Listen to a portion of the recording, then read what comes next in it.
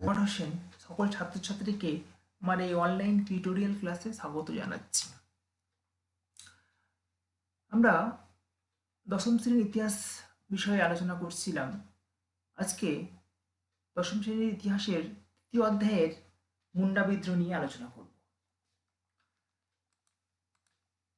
মুন্ডা বিদ্রোহ নিয়ে আলোচনা করার আগে আমরা এই মুন্ডাদের সম্পর্কে একটু জেনে নেব। এই মুন্ডা রাষ্ট্র ছিল যে কোলদেরই একটা অংশ। আমরা জানি যে কোলরা, হো, মুন্ডা, ওরো এরকম বিভিন্ন সম্প্রদায় বিভক্ত ছিল। তো এরাও কোলদের মতোই ফলমূল সংগ্রহ, পশু পাখি শিকার এবং সেই সঙ্গে এরা চাষাবাদ করত। অর্থাৎ এরা একজন কৃষিজীবী সম্প্রদায় ছিল। এই মুন্ডা কথাটির অর্থ হচ্ছে গ্রাম প্রধান। এবং এই মুন্ডা সম্প্রদায়ের মানুষরা যে অঞ্চলে বাস করত সেটা হলো ছোটাঙ্কুর এবং তার পার্শ্ববর্তী অঞ্চল। এখানে তারা বাস করত। তো এখানেই 1899 খ্রিস্টাব্দে বিরসা মুন্ডার নেতৃত্বে এই মুন্ডারা বিদ্রোহ শুরু করেছিল। তো মুন্ডাদের এই বিদ্রোহের পিছনে অনেকগুলো কারণ ছিল। মূলত ইংরেজ শাসন, জমিদার, মহাজন, ঠিকাদার এর শোষণ নিপীড়নের কারণে মুন্ডা বিদ্রোহটা হয়েছিল। তো আমরা আগে এই মুন্ডা বিদ্রোহের বিভিন্ন কারণগুলো ছিল সেই কারণগুলো এক এক করে জানবো। তারপরে এই মুন্ডা বিদ্রোহের যে ফলাফল কি হয়েছিল সেটাও জানব।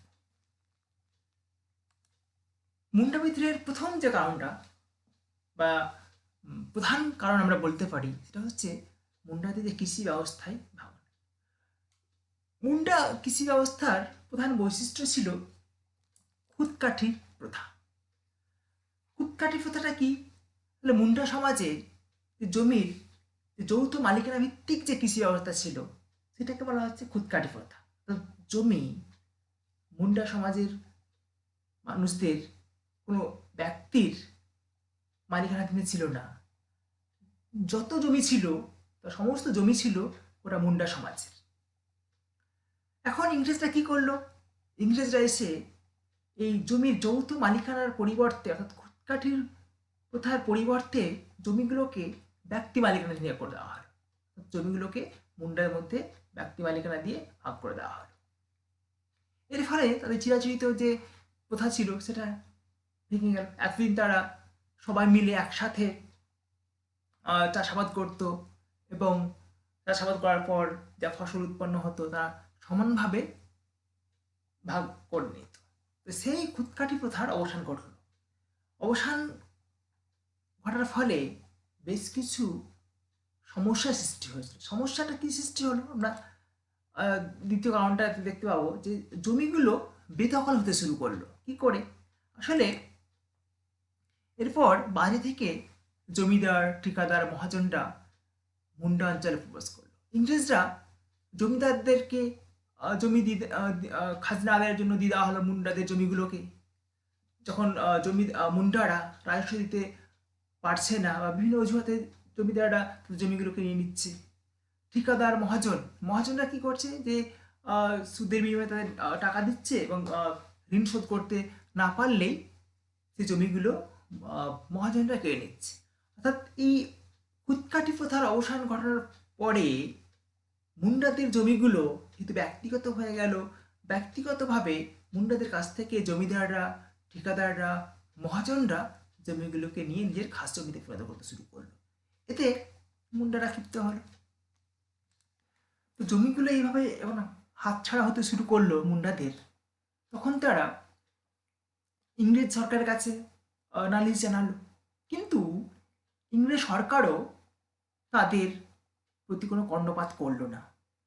আমরা দেখবো যে কিভাবে এই মুন্ডারা ইংরেজ সরকারের কাছে নালিশ জানাচ্ছে। তাতে वो सब जमीनें हमें वापस दिलवा दो साहब। हाँ, खुटकट्टी और भूमियारी जमीन को ये जमींदार लोग अपना कह के हथियार हैं हुजूर। हाँ हाँ, इस जमीन का तो बंदोबस्ती हम लोगों की। ঠিক আছে? তো অর্থাৎ এইভাবে জমিগুলো হাতছাড়া হয়ে যাচ্ছে। তৃতীয় যে কারণটা সেটা হচ্ছে মুন্ডারি আইন ও সামাজিক ব্যবস্থা বাতিল। মুন্ডা সমাজে নিজস্ব আইন ছিল, তাদের ভাষা ছিল, তাদের ভাষাকে বলা হতো মুন্ডারি ভাষা, মুন্ডারি, এবং তাদের নিজস্ব আইন কানুন ছিল যেটাকে মুন্ডারি আইন বলা হতো, এবং তাদের নিজস্ব রীতিনীতি, সামাজিক ঐতিহ্য ছিল। ইংরেজরা কী করলো? ইংরেজরা তাদের যে নিজস্ব আইন সেটা মুন্ডা সমাজের মধ্যে চালু করা হলো। অর্থাৎ মুন্ডারি আইনের পরিবর্তে ব্রিটিশ যে আইন বিচার ব্যবস্থা রয়েছে সেটাকে চালু করা হয়। তো মুন্ডারি আইন বিচার সামাজিক ব্যবস্থা বাতিল করে ইংরেজ আইন এবং বিচার ব্যবস্থা যখন চালু করা হলো তখনও মুন্ডারা ক্ষিপ্ত হলো। নেক্সট যে কারণটা সেটা হচ্ছে বেকার শ্রমদান। মুন্ডা সমাজে যে জমিদার এবং মহাজনরা এই মুন্ডাদের বিনা পারিশ্রমিকে অর্থাৎ বিনা বেতনে কাজ করে নিত। তো এটাকে বলা হতো বেট বেগারি প্রথা।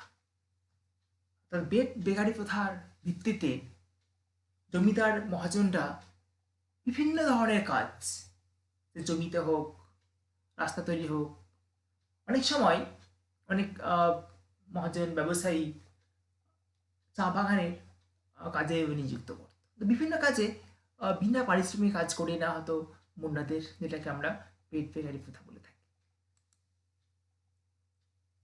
ঠিক আছে? তো বেকার শ্রম দিতে অর্থাৎ বিনা মজুরিতে নানা ধরনের কাজ করতে বাধ্য থাকতো এই মুন্ডারা, এবং বিভিন্ন রকম কাজ তারা করত, যেটাকে বলা হচ্ছে বেট বেকারি প্রথা। তোমাদের প্রশ্ন হতে পারে যে বেট বেকারি প্রথা কি? তোমরা বলবে যে মুন্ডা সমাজে জমিদার ও মহাজনরা বিনা পারিশ্রমিকে বিভিন্ন ধরনের কাজ করিয়ে নিত, সেটাকে বলা হতো বেট বেকারি প্রথা। তো বেট বেকারি প্রথাও মুন্ডা বিদ্রোহের একটা অন্যতম কারণ ছিল। নেক্সট যে কারণটা সেটা হচ্ছে খ্রিস্টান মিশনারিদের মুন্ডাদের ধর্মান্তরীকরণ। এখানে বেশ কিছু খ্রিস্টান মিশনারি এসেছিল। খ্রিস্টান মিশনারি তারা যারা খ্রিস্টান ধর্ম প্রচার করে। এখানে খ্রিস্টানদের ধর্মের কয়েকটি গোষ্ঠী ছিল: ক্যাথলিক, লুথারীয়, অ্যাংলিকান। ক্যাথলিকরা একটু গোড়া ছিল, এবং সেই ক্যাথলিকদের প্রতিবাদ করেই মার্টিন লুথার প্রোটেস্টান ধর্মান্দোলন শুরু করেছিল, সেটাকে লুথারীয় বলা হয়।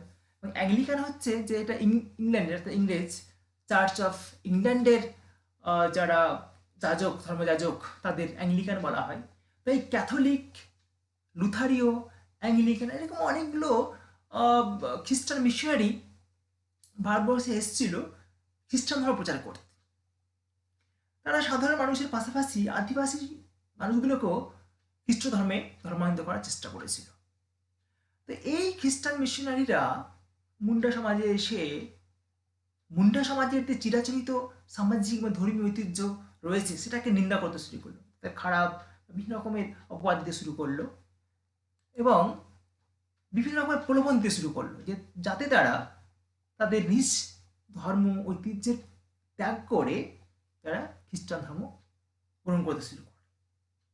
তো একদিকে নিজে গুন্ডাদের সমাজ এবং ধর্মীয় ঐতিহ্যকে নিন্দা, অন্যদিকে বিভিন্ন রকমের প্রলোভন, অর্থ থেকে শুরু করে বিভিন্ন রকম প্রলোভন দিতে শুরু করলো খ্রিস্ট ধর্মান্তর করার জন্য। এতে মুন্ডারা নিজের ধর্ম বিলুপ্তি হয়ে যাওয়ার ভয়ে তারা ক্ষুব্ধ হয়ে উঠলো খ্রিস্টান মিশনারিদের বিরুদ্ধে। আমরা দেখবো যে খ্রিস্টান মিশনারি কিভাবে तो आज प्रभु के इस ईसाई धर्म को छोड़ना चाहते हैं। उन्हें समझना चाहिए कि हमने इनको रास्ता दिखाकर जीने लायक बनाया, रहन सहन का संस्कार दिया। आज वे सरदार हमारा विरोध करते हैं। এই সমস্ত কারণে মুন্ডারা বিদ্রোহ করেছে। অর্থাৎ মুন্ডা বিদ্রোহের মেন যে কারণগুলো আমরা দেখলাম সেটা হচ্ছে খুদকাটি প্রথার অবসান, জমি কেটে নেওয়া, বেট বেকারি প্রথা, তারপরে খ্রিস্টান মিশনারিদের ধর্মান্তর করানোর প্রচেষ্টা। এরকম বিভিন্ন কারণের পরিপ্রেক্ষিতে বিরসা মুন্ডা বিদ্রোহ সংগঠিত করেছিল। বিরসা মুন্ডা হচ্ছে তাদের প্রধান নেতা। এই বিরসা মুন্ডা হচ্ছে সুগার মুন্ডার ছেলে। বিরসা মুন্ডার বাবার নাম ছিল সুগান মুন্ডা। তো এই বিরসা মুন্ডাই মুন্ডাদের সংগঠিত করে ঐক্যবদ্ধ করে মুন্ডা বিদ্রোহ সংগঠিত করেছিল। তো বিরসা মুন্ডা মুন্ডা বিদ্রোহ শুরু করার আগে এই মুন্ডা সমাজকে ঐক্যবদ্ধ করার চেষ্টা করেছিল। তিনি বিরসা মুন্ডা কিভাবে ঐক্যবদ্ধ করেছিলেন? এই মুন্ডারা আসলে বিভিন্ন দেবদেবীর উপাসনা করত। তো দেখলেন যেহেতু বিভিন্ন ধরনের দেবদেবীর উপাসনা করলে মুন্ডা সমাজ বিচ্ছিন্ন হয়ে যাবে। বিচ্ছিন্ন হয়ে থাকলে ইংরেজ জমিদার এবং মহাজনদের বিরুদ্ধে আন্দোলন করে পেরে ওঠা যাবে না। তার জন্য কি করা হয়, মুন্ডাদের যে প্রধান দেবতা তিনি সিংবঙ্গা বা সূর্য দেবতা, তিনি প্রচার করতে শুরু করলেন যে সিংবঙ্গা বা সূর্য দেবতা প্রধান দেবতা, একমাত্র তারই উপাসনা করতে হবে। এবং তিনি অর্থাৎ সিংবঙ্গা বিরসাকে আবদার করে পাঠিয়েছেন, ধর্মপ্রচারক হিসেবে তাকে পাঠিয়েছে। এবং এই বিরসা মুন্ডা নিজেকে ধরতি আবা বা পৃথিবীর পিতা বলে ঘোষণা করতে শুরু করলেন। ঠিক আছে, অর্থাৎ তিনি ধর্মের মাধ্যমে মুন্ডা সমাজকে প্রথমে ঐক্যবদ্ধ করতে শুরু করল। এরপরে তিনি ইংরেজ জমিদার মহাজনদের বিরুদ্ধে আন্দোলন শুরু করলেন। ঠিক এরকম आज हम ब्रिटिश रानी का वध कर दिए। आज से रानी राज समाप्त होता है और हमारा स्वराज शुरू होता है। লক্ষ্য ছিল স্বাধীন মুন্ডা রাজ প্রতিষ্ঠা করা।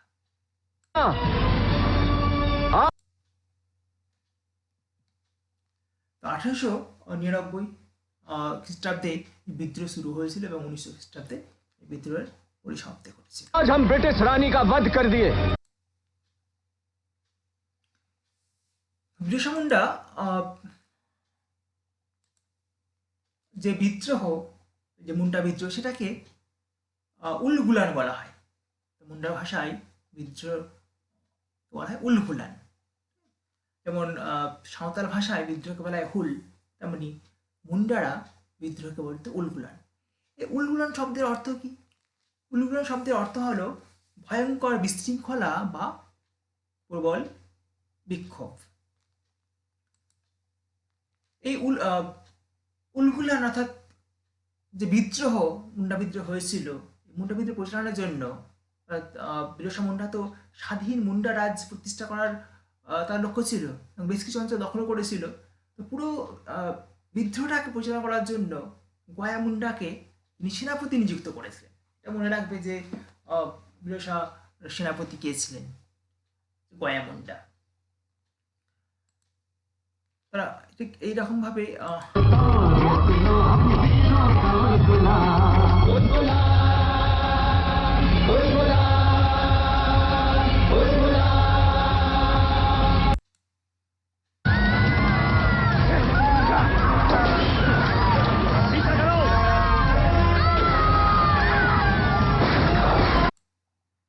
তো বিরসা মুন্ডার সাথে সাহেল রাকার পাহাড়ের যুদ্ধে হয়েছিল এবং এই যুদ্ধ অসংখ্য মুন্ডাকে কিন্তু হত্যা করা হয়েছিল। আমরা দেখবো কিভাবে মুন্ডাদের হত্যা করে। जान अपनी हम देंगे बलिदान, रोक सको तो रोक लो हम वीरों का उलगुलान।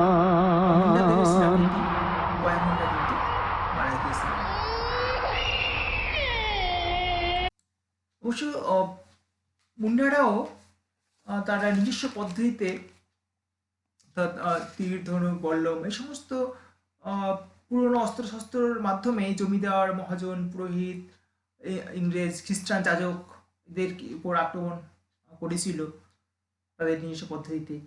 বেশ কিছু জমিদার, মহাজন, খ্রিস্টান যাজক ইংরেজদেরকে তারা হত্যাও করতে পেরেছিলেন। কিন্তু ইংরেজদের অত্যাধুনিক অস্ত্রশস্ত্র এবং তাদের যোগ্য নেতৃত্বের কারণে কিন্তু মুন্ডা বিদ্রোহ ব্যর্থ হয়েছিল এবং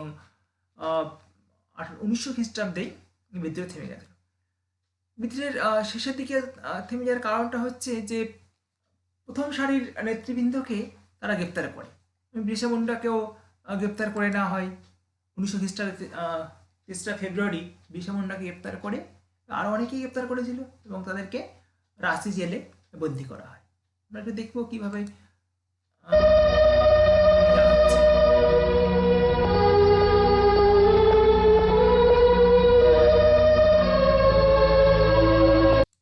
এবার রাঁচি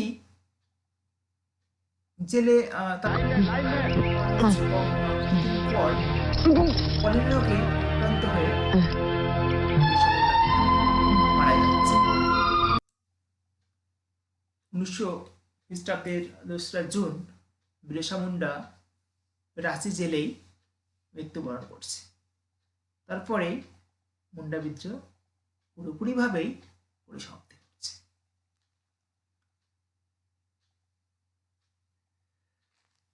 এবার আমরা এই মুন্ডা বিদ্রোহের ফলাফল নিয়ে আলোচনা করব। মুন্ডা বিদ্রোহ তো আপাতভাবে ব্যর্থ হয়েছে, কিন্তু এর ফলাফলগুলি কিন্তু বিশেষ গুরুত্বপূর্ণ ছিল। কি কি ফলাফল হয়েছিল? প্রথমেই ছোটনাগপুর পরিষদ আইন পাস করে ইংরেজরা। এই বিদ্রোহের একটা গুরুত্বপূর্ণ ফলাফল হচ্ছে এই বিদ্রোহের পরে ইংরেজরা তাদের জন্য পরিষদ আইন নিয়ে এসেছিল। তাদের অভাব অভিযোগগুলি যে রয়েছে মুন্ডাদের, সেই অভাব অভিযোগগুলিকে দূর করার জন্য ইংরেজ সরকার 1808 খ্রিস্টাব্দে ছোটনাগপুর পরিষদ আইন পাস করে। এই পরিষদ আইনের ভিত্তিতে বেশ কিছু সংস্কার নিয়ে আসা হয়েছিল। প্রথমে কি করলো, যে এই আইনের ভিত্তিতে বেট বেকারি প্রথা যে ছিল তার ভিত্তিতে মুন্ডাদের বিনা পারিশ্রমিকে কাজ করে নিত, সেই বেট বেকারি প্রথাকে অবসান ঘটানো হলো। সরকার মুন্ডাদের বেট বেকারি প্রথা বা বেকার শ্রমদানের প্রথাকে নিষিদ্ধ ঘোষণা করেছিল ছোটনাগপুর পরিষদ আইনের ভিত্তিতে। আর কি করেছিল, খুদকাঠি প্রথার স্বীকৃতি। যে খুদকাঠি অর্থাৎ জমির যৌথ মালিকানা ভিত্তিক যে কৃষি ব্যবস্থা ছিল সেটা অবসান ঘটানো হয়েছিল, ব্যক্তি মালিকানা করে দেওয়া হয়েছিল। সেই খুদকাঠি প্রথাকে স্বীকৃতি দেওয়া হলো এই পরিষদ আইনের ভিত্তিতে। ছোটনাগপুর যে পরিষদ আইন চালু করা নেওয়া হয়েছিল তার ভিত্তিতে মুন্ডাদের খুদকাঠি প্রথা অর্থাৎ জমির যৌথ মালিকানাকে স্বীকার করে নেওয়া হয়। আর কি করা হলো, এই বিদ্রোহের পরে বিরসা সম্প্রদায়ের আত্মপ্রকাশ করছে। বিরসা মুন্ডা একটা ধর্মের প্রচার করেছিলেন, ধর্মীয়ভাবে মুন্ডাদের ঐক্যবদ্ধ করেছিলেন। এর ফলে মুন্ডাদের মধ্যে একটা শ্রেণীর মানুষ বিরসার ভক্ত হয়ে গেলেন, বিরসার অনুগামী হয়ে গেলেন এবং বিরসার একটা আলাদা সম্প্রদায় গড়ে উঠল। বিরসাকে তারা ভগবান হিসাবে পূজা করতে শুরু করলো এবং বিরসার একটা অনুগামী সম্প্রদায় গড়ে উঠল। আর কি ছিল, হ্যাঁ, এই মুন্ডা বিদ্রোহের দ্বারা অনুপ্রাণিত হয়ে ছোটনাগপুর অঞ্চলের যে ওরাও সম্প্রদায় ছিল, ওরাই সম্প্রদায়ের আদিবাসীরা তানা ভকত আন্দোলন, তানা ভকতের নেতৃত্বে হয়েছিল বলে এটাকে তানা ভকত আন্দোলন বলা হয়। মুন্ডা বিদ্রোহের একটা ফলাফল হচ্ছে যে তানা ভকত আন্দোলনের সূচনা। তারাও বিভিন্ন মহাজন, জমিদার এবং ইংরেজদের দ্বারা শোষিত হয়ে এই ওরাও সম্প্রদায়ের মানুষরা মুন্ডাদের দেখা দেখি তারাও আন্দোলন শুরু করেছে, যেটাকে তানা ভকত আন্দোলন বলা হয়। তো এই হচ্ছে মুন্ডা বিদ্রোহের ফলাফল। তো এই মুন্ডা বিদ্রোহ থেকে আমরা মুন্ডা বিদ্রোহের কারণ এবং ফলাফলগুলো আমরা জানলাম। তোমরা ভিডিওটিকে বারে বারে দেখো, 2বার 3বার, যাতে বিষয়গুলি স্পষ্ট হয়ে যায়। এবং তোমাদের যদি কোনো প্রশ্ন থাকে তাহলে তোমরা এই কমেন্ট বক্সে প্রশ্ন করতে পারো।